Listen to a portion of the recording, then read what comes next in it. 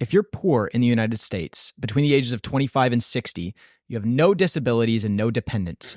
Is it your fault? Well, I mean, I think that if we had a freer market than the one we have today, with fewer regulations and therefore more opportunity, fewer people would be poor, right?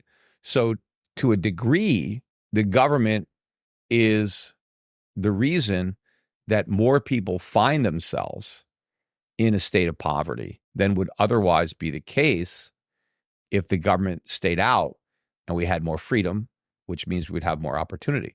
Those who make it, either they're just naturally born, with more intelligence, or they just have more drive, more ambition. They're willing to work harder. So to the extent that most people succeed, it's because of their own hard work. Now, of course, some people get lucky. Some people are born to wealthy parents and they inherit a lot of money and they do nothing to earn it, right? So that's life, right? Life isn't fair. Some people, get dealt a good hand and other people get dealt a lousy hand. But there are people who are dealt a lousy hand that win, that make the most out of that hand and that end up being very wealthy. And there are people that get a great hand and they end up losing.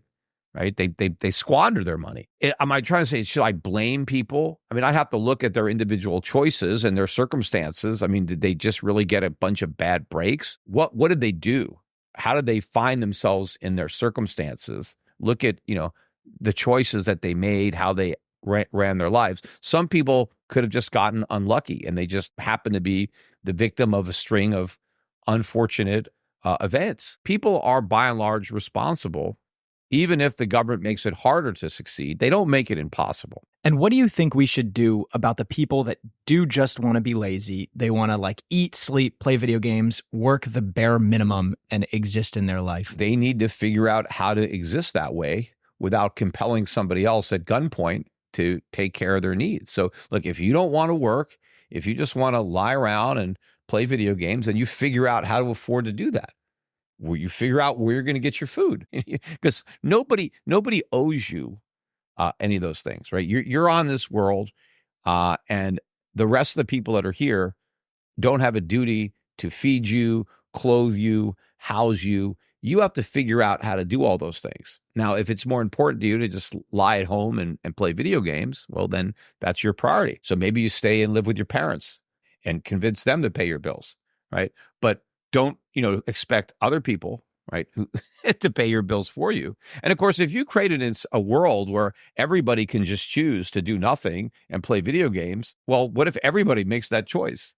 Well, how is the world going to survive? Where's the food going to come from if nobody wants to be a farmer because the farmers just want to play video games? In fact, where are the video games going to come from if nobody is going to work to produce them? If everybody just wants to sit back and play them because they assume somebody else is going to do it for them. So look, we just have to get rid of all of the government interference and subsidies, and then people will make whatever choices they're able to make in their circumstances. So what do you think the role of the government should be? What should a reasonable budget look like, and taxes? Where's the revenue? Well, in America, because, America was founded on certain principles, but we have government to secure our liberties: life, liberty, property, the pursuit of happiness. Government is there to protect me and to prevent people from taking the things that I own and the things that I earned. Government is not there to steal from me. It's not there to take things away from me, but to secure my freedom and to secure my liberty. Government is not there to give me things. So I have freedom, right, of speech, but the government doesn't have an obligation to provide me with a microphone and a platform or an audience, right? I can pursue happiness if I want to go out and get an education. That's my right, but the government doesn't have to provide me with one. The government doesn't have to give me a school, give me a teacher. Right? I don't have a right to those things. I have a right to seek out an education on my own. The government can't stop me from doing that, but they don't owe that to me.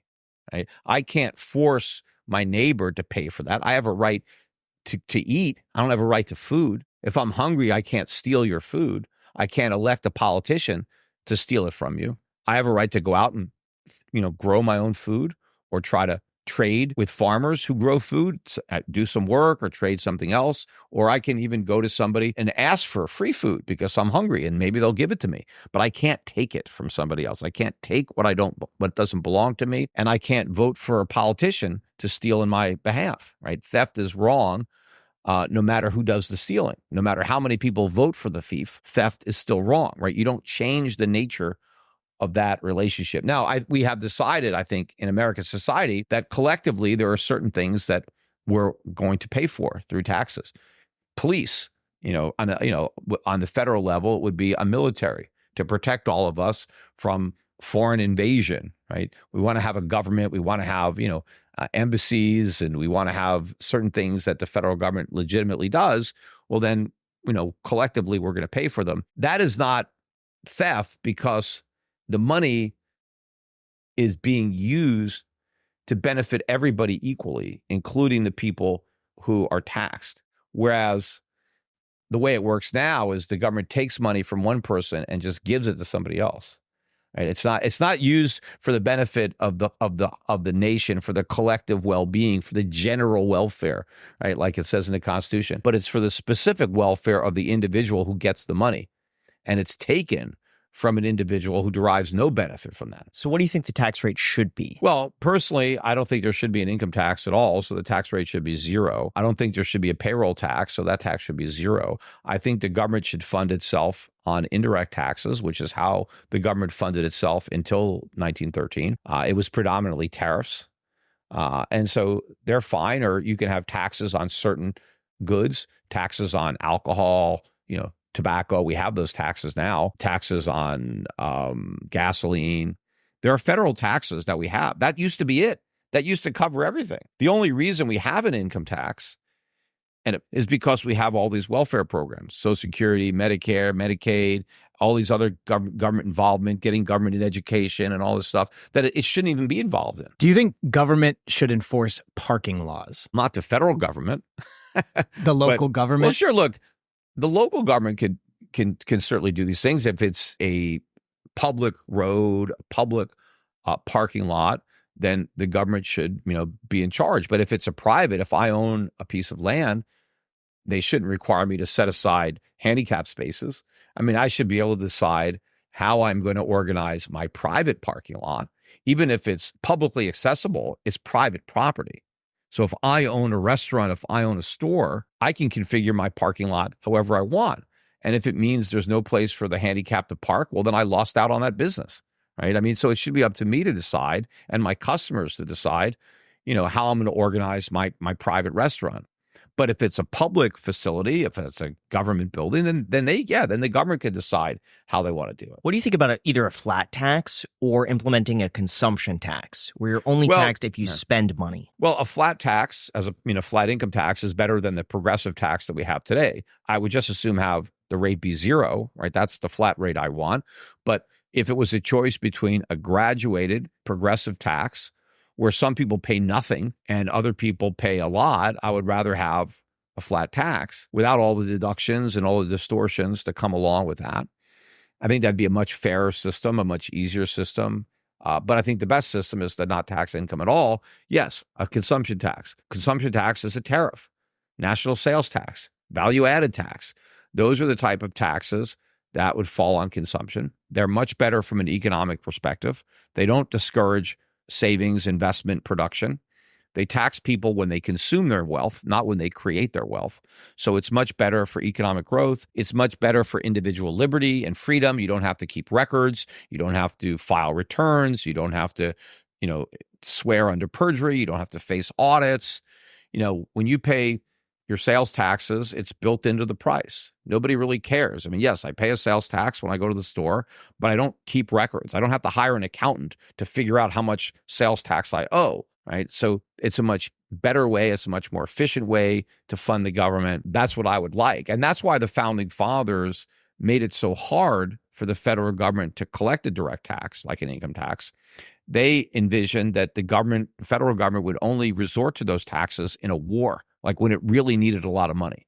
But during peacetime, the framers thought that the federal government's role would be very minimal and it wouldn't need much revenue. And so it could exist on on excise taxes. And that's what I want to go back to. I don't want to have this big, enormous, one-size-fits-all, massive federal government. We're 50 states. Let the states decide. Let all this stuff happen on the state level. If a state wants to have a big government, then it could tax its residents accordingly.